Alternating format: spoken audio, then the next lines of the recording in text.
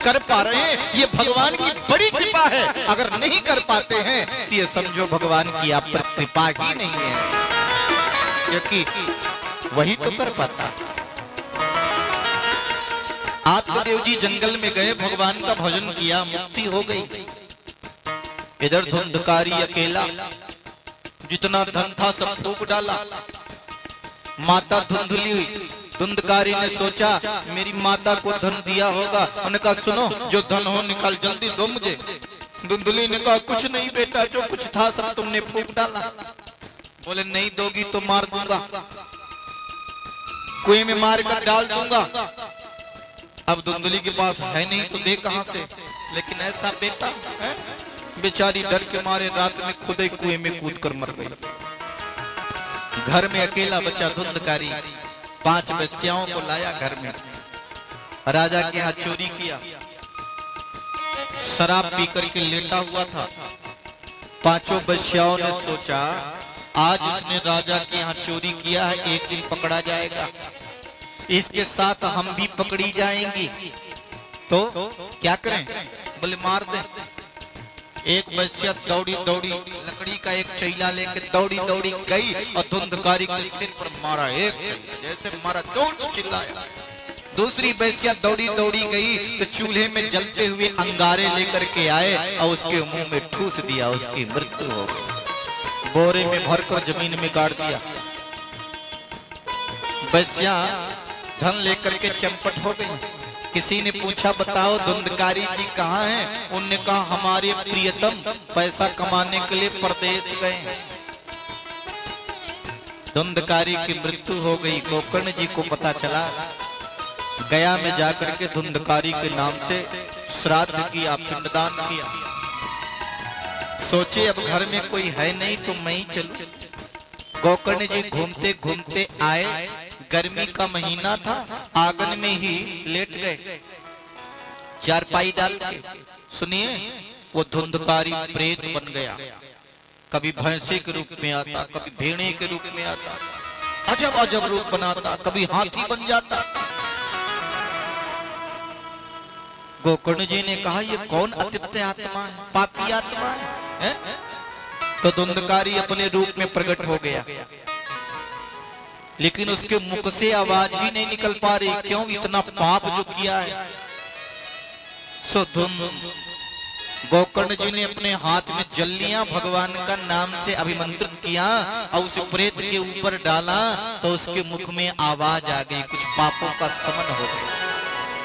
वो बोल उठा अहम भ्राता तुदीयस्मि धुंधकारेत नियमतः स्वकीयेनैव दोषेण ब्रह्मत्वं नाशितं मया।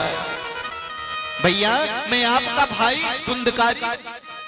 धुंधकारी तुम ऐसे ऐसे रूप बनाते हो? भैया मेरी आत्मा भटक रही है, मैं प्रेत हो गया, मेरी मुक्ति का कोई उपाय करो।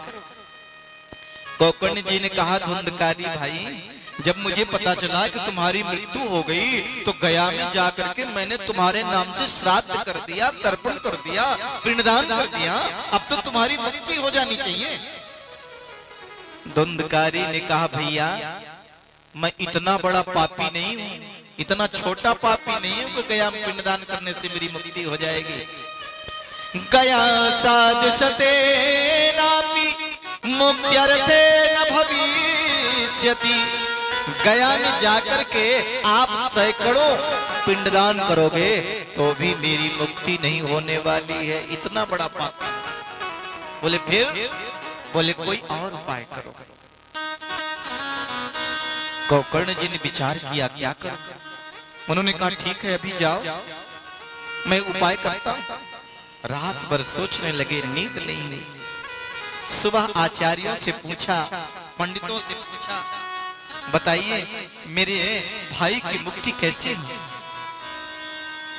सुनिए किसी ने कोई उपाय नहीं सूझा।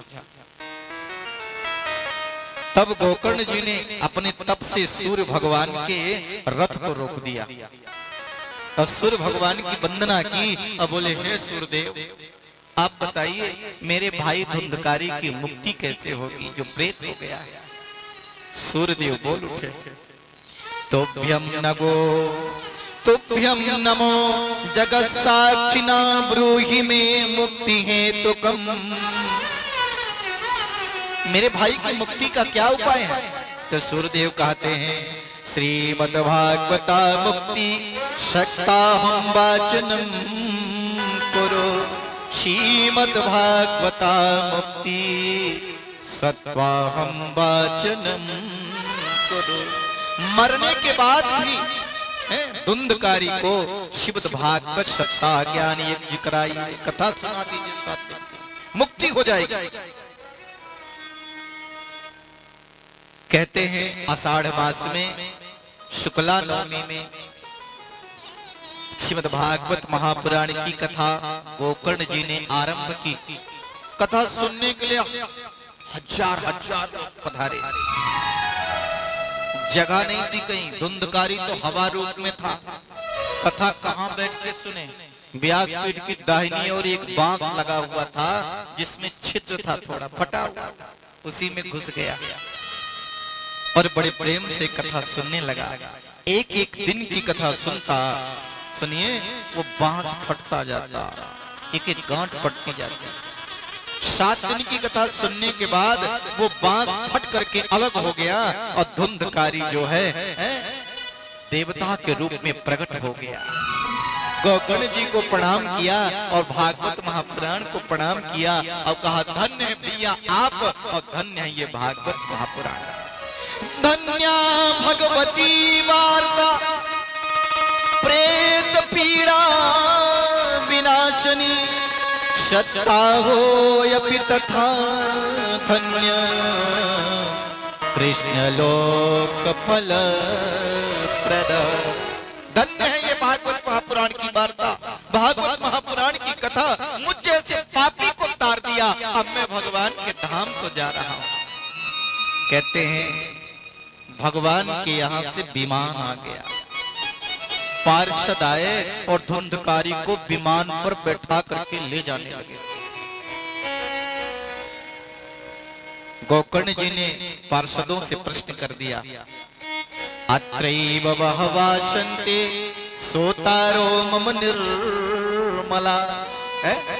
सुनिए, अगर ये सत्य है कि भागवत महापुराण की कथा सुनने से विमान आता है, विमान पर बैठ करके व्यक्ति भगवान के धाम को जाता, उसकी मुक्ति हो जाती है, तो भागवत महापुराण की कथा तो सबने सुनी है, फिर एक विमान क्यों आया? हजारों हजार विमान आना चाहिए, केवल धुंधकारी के लिए ही क्यों? पार्षदों ने यहाँ कहा श्रवण में भेद है। श्रवणस्य विभेदेन फल भेदोत्र संसिता। श्रवण में भेद है। कैसा भेद?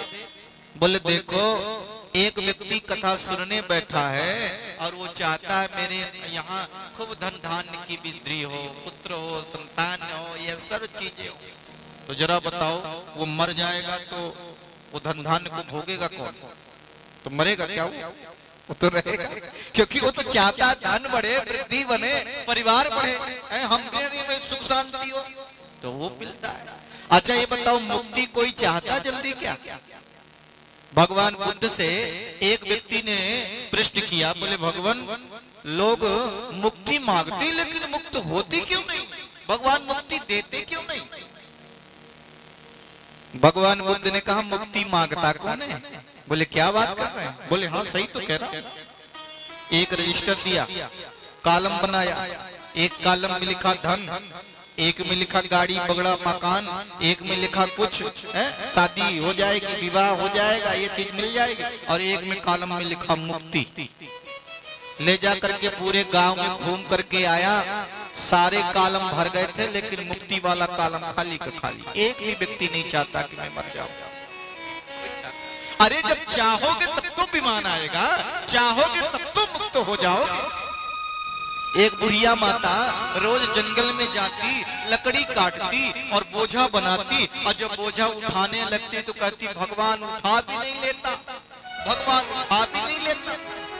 एक दिन भगवान जा रहे थे, अपने पार्षदों से कहा सुनो, ये बुढ़िया माता रोज कहती है उठा नहीं लेता, उठा नहीं, जाओ इस बुढ़िया को उठा के लाओ।